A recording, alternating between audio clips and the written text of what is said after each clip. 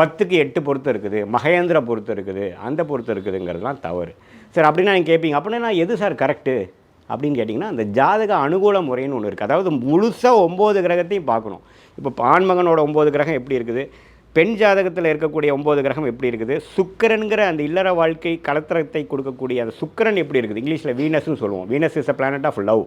2 பேத்துக்கு அந்த எதிர்பார்ப்பு ஒத்து வருது. ஒருத்தருக்கு ஒரு பொண்ணுக்கு சுக்கிரன் ரொம்ப நல்லா இருக்குது, பையன் ஆண்மகனுக்கு சுக்கிரன் நம்ம பாதிக்கப்பட்டிருக்குன்னு வைங்களேன், 2 பேர்த்துக்கு அந்த அந்த புரிதல் இருக்காது. இவங்களோட எதிர்பார்ப்புக்கு அவருக்கு புரியாது. அது மென்டலாக இருந்தாலும் சரி, ஃபிசிக்கலாக இருந்தாலும் அந்த எதிர்பார்ப்புகள் மேட்ச் ஆகாது.